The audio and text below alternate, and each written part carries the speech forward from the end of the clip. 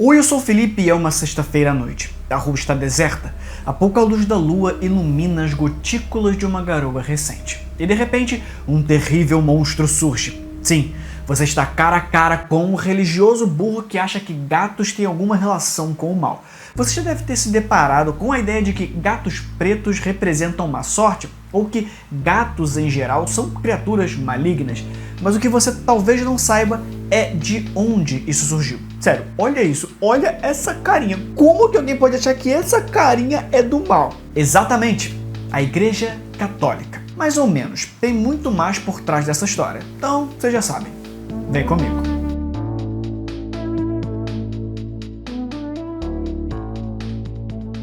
É claro que não foi um papa quem deu origem a essa gatofobia, ou sei lá como podemos chamar essa doideira, apesar de ter dado a sua colaboração.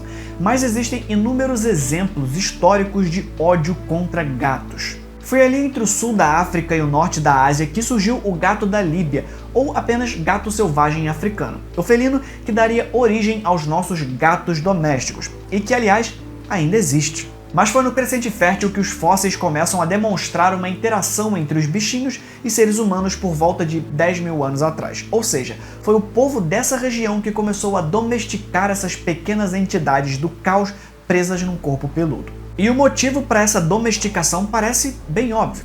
Acredita-se que a primeira função dos animais era proteger a comida contra roedores, uma função que se tornaria essencial em embarcações, o que explicaria o espalhamento das subespécies pelo mundo. Nós navegamos e eles vieram junto. Mas desde o Egito Antigo, por exemplo, os animais já tinham a sua importância. E eu nem estou falando de divindades como Bastet, Mafdet ou Sekhmet. Eu estou falando de servir como pet mesmo. O que era bem curioso, porque não era comum para os gatos terem nomes nessa época. A relação que nós temos com animais de estimação é um pouco diferente. Eles eram simplesmente chamados de gatos, o que prova que gatos são maus. É sério. Na língua egípcia era comum que o nome dos animais fizesse alguma referência ao som que eles produziam. Leão se pronunciava ru, burro se pronunciava a-o e gato se pronunciava mau. Só que os gatos passaram a serem maus de verdade, considerando isso como adjetivo e não como onomatopeia, quando a Igreja Católica decidiu iniciar a Santa Inquisição. E isso aconteceu durante um período marcado por uma certa pandemia de peste negra, uma doença que vem de uma bactéria cujo hospedeiro são as pulgas. Pulgas que viviam nos ratos. Ratos que correram livremente sem gatos para caçá-los, agravando ainda mais a crise da peste. Um terrível golpe de ironia. Mas será mesmo? Só que antes, deixa eu te contar uma coisa. Eu sou escritor e eu acabei de lançar mais um livro. O Altar de Lampião conta a história de uma menina chamada Helena, que depois de ser visitada por uma rasga-mortalha, a coruja que supostamente traz aviso de morte, se vê numa conspiração entre cangaceiros, entidades cósmicas, paradoxos e lendas do folclore brasileiro. Para ler a obra completa, confere o link aqui embaixo no comentário fixado. Mas de volta ao nosso caso de ódio sobre gatos. Foi só na Idade Média que começa a acontecer a seleção artificial por estética, já que tem certos padrões de pelo que só surgem nessa época. Tudo porque, aparentemente, começamos a apreciar certos padrões de pelos e associá-los com beleza, riqueza e até espiritualidade. E ainda assim, você sabia que o Papa declarou os gatos como servos de Satanás e por isso houve episódios em que a população inteira de gatos foi exterminada em cidades na Europa e isso acabou causando a peste negra? Pois é, se você não sabia, esse vídeo é pra você. E se você sabia, deixa eu te explicar por que isso provavelmente não é verdade. Pelo menos não totalmente.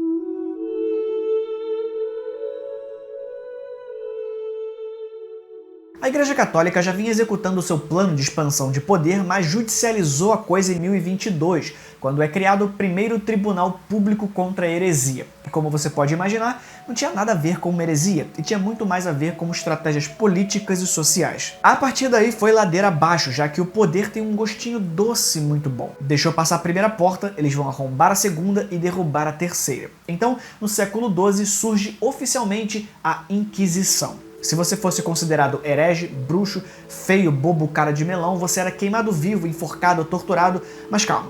Tudo isso em nome de Deus. Resumindo, foi um período sombrio que o Enzo viu no meme que os templários salvaram o ocidente dos muçulmanos, mas tirou 3,5 em história. Então, quando você examina todos os episódios absurdos dessa época, fica fácil aceitar que a Igreja Católica teria feito qualquer atrocidade que alguém proponha. Principalmente porque essa história tem um desfecho irônico que funciona quase como a punchline de uma piada. Os caras são burros por achar que os gatos faziam mal e, por consequência das próprias ações, eles quase extinguem a humanidade. Mas você não precisa se aprofundar muito nessa discussão para perceber que ela não faz sentido. E a gente pode começar do começo mesmo. Supostamente, esse ódio aos gatos teria começado com um cara chamado Konrad von Marburg. Ele era um inquisidor eleito pelo Papa Gregório IX. Esse cara era encarregado de andar por aí caçando herege, basicamente. E ele chegou para o Papa com um relato bem peculiar. O seu relato deu origem a Vox in Rama, uma bula papal que condenava algumas práticas, digamos, não muito cristãs, tipo chupar o cu do diabo.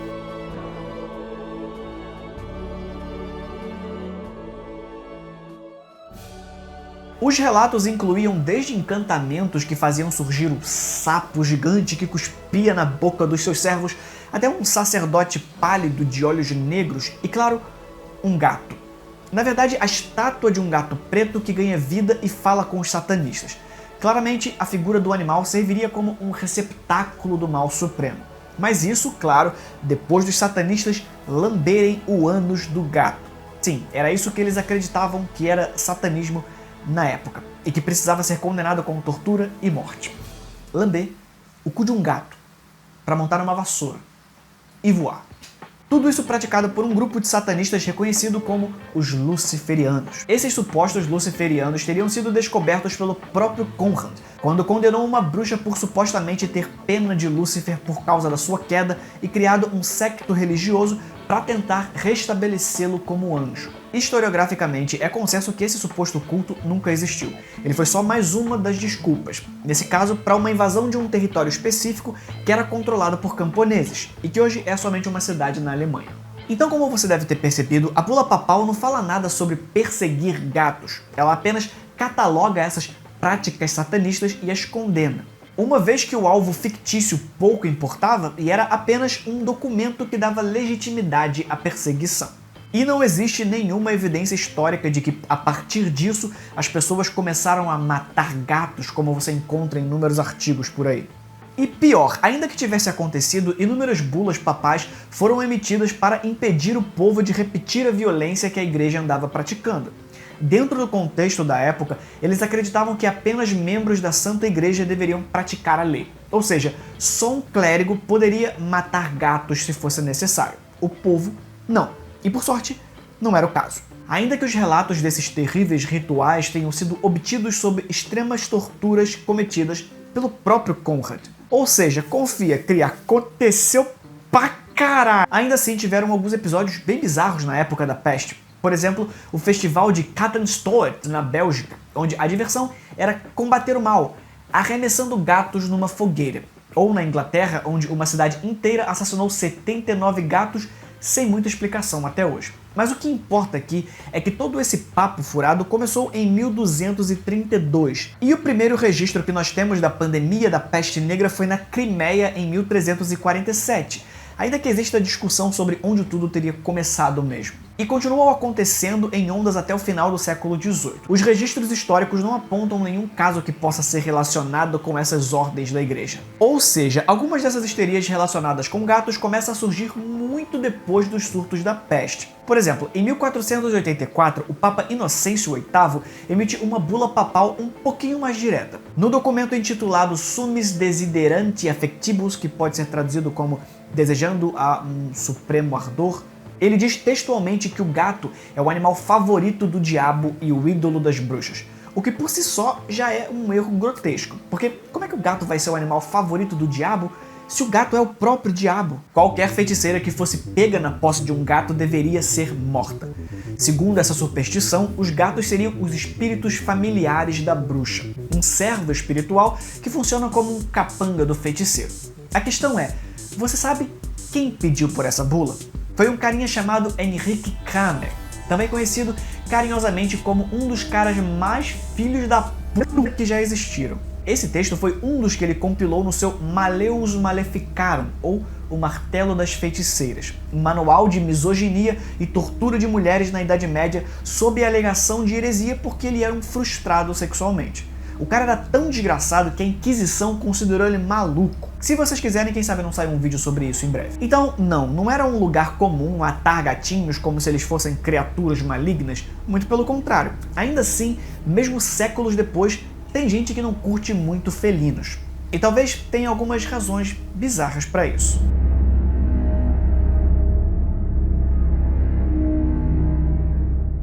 Aquela ideia do espírito familiar continuou no imaginário popular, e esse serviçal poderia assumir inúmeras formas: sapos, cachorros, coelhos, corujas e até gatos. Mas era óbvio que com o processo de urbanização, os animais que você mais encontraria no seu dia a dia seriam gatos e cachorros. Mas ainda assim, dentre os gatos, existe um tipo que costuma receber uma atenção maior quando o assunto é polêmico. Na última década, vários cientistas estiveram interessados em entender mais sobre os gatos pretos. Um deles foi feito pela produtora de ração Acana. Eles fizeram uma pesquisa com mais de 2.000 donos de gatos e descobriram que 41% dos entrevistados acham que gatos pretos trazem boa sorte, 21% dos participantes acham que gatos pretos trazem má sorte, 30% não acham que gatos pretos fazem qualquer diferença em relação à sorte e 8% não tem certeza de como se sentem em relação a esse assunto. Então sim, gatos pretos causarem maldições é um mito. Mas sabe o que também é um mito? Que gatos pretos sofrem alguma perseguição hoje em dia por causa disso. Existe um estigma de que perto do Halloween, sexta-feiras e outras datas consideradas do mal, acontece um massacre de gatos pretos, mas simplesmente não existe nenhum dado que confirme isso. O que não quer dizer que a situação dos bichinhos é boa, porque o negócio é um pouco mais profundo. Robert Carini, professor de sociologia na Universidade de Louisville, liderou um estudo sobre as cores e percepções da pelagem dos gatos, que foi revisado por pares e publicado em setembro de 2020. A equipe analisou a cor da pelagem e sua relação com adoções, transferências e o pior resultado possível: a eutanásia. Embora as diferenças nos números não fossem grandes, os gatos com pelagem preta tiveram alguns dos piores resultados. Não é alarmante, mas aparentemente existe uma rejeição maior por gatos pretos, até entre pessoas que gostam de gatos. E se me permite ser um pouco gatofóbico, o problema está nos olhos. Animais com pupilas verticais geralmente são predadores que caçam por emboscada, como as cobras, por exemplo.